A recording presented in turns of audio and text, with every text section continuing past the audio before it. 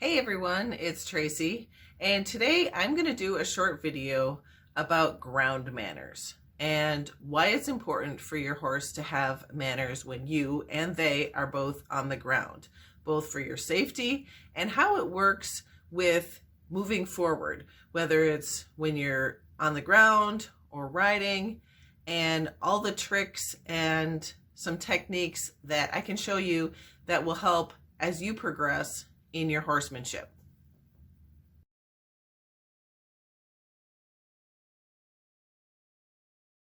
All right, so it's a gorgeous day today here in the winter. It happens to be a warm day, so hence the sweatshirts and not thick jackets and gloves. I'm here with my horse, Sunny. He's an Appaloosa gelding. And behind us is Buster. He's just observing to make sure that I don't miss any of the points.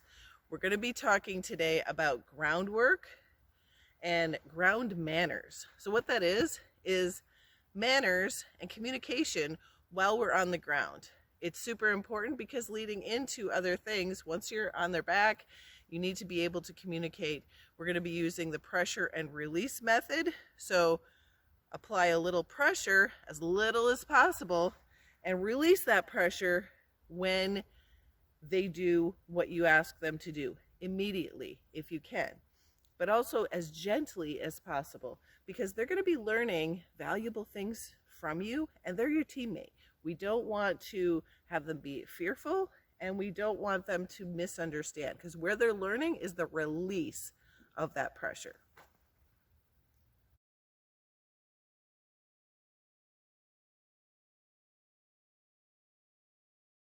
All right, so we're going to talk about ground manners, and we're going to be talking about two different ways to get a horse to listen to pressure and release.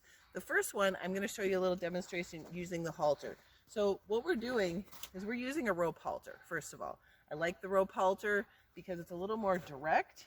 It's not big and clunky like some of the other halters, and you can kind of get the right response from them.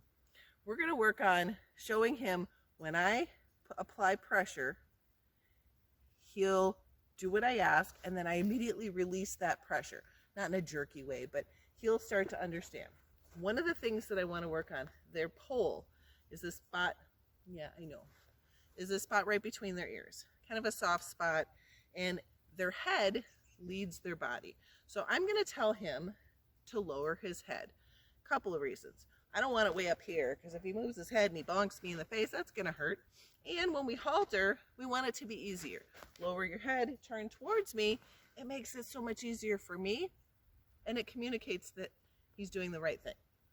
So I'm going to apply a little pressure with my hand on the top of his pole. He wants to say hello and play. So as soon as he lowers his head, I release the pressure. He brought it back up.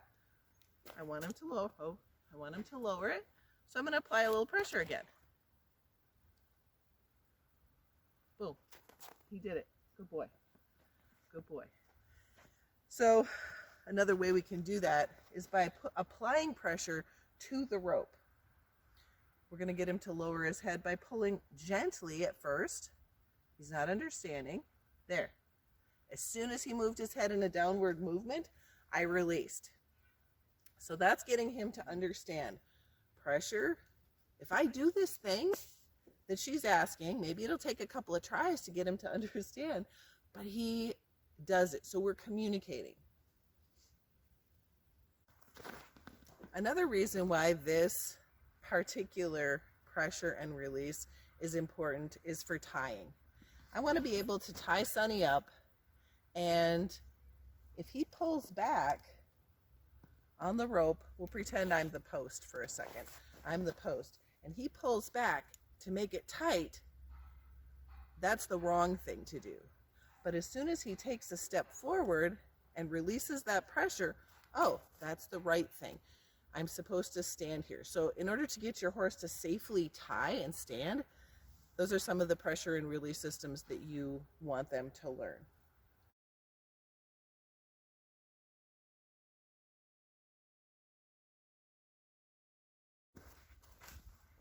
All right, so I moved a little bit away for this particular point. This is our second point that we're going to talk about today. He's very sleepy. He needs his nap. So what we're going to do, the second point that we're going to talk about is backing up. I'm going to apply pressure. We want him to back up. Why? For a bunch of reasons. So teaching him to yield to pressure and to understand pressure means move or do something. It's for communication as well as our safety. So say I have a new horse. Say I have a green horse. Say I have a horse that I just got, and they don't have great foundation ground manners. I want them out of my space.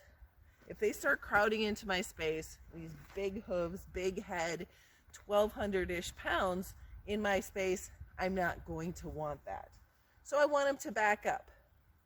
A couple ways I can do that. Our horses learn verbal cues as well. So when we say back, they put that together with a movement that I do. So by gently pushing back, back, back, and saying the word, he's learning to yield to that pressure. Now watch again and watch what I do. So I want him to move his feet. Moving his head isn't necessarily good enough. I want him to move his feet. So I'm going to pull back. He's not paying attention, so I'm going to get his attention. Back. And as soon as he moved, I let go of the pressure. If I want him to back up more, I continue the pressure and then the release until he's at a good space. All right, folks. Well, that's it. That was our video on ground manners and showing a couple of ways to communicate with your horse what you need and the pressure and release system. I hope you enjoyed it. Please subscribe and like our YouTube page. And I'll leave the comments open so that you can tell me what you think. We can talk about other stuff, or if you have some more ideas for videos that we can do, let me know in the comments. Bye.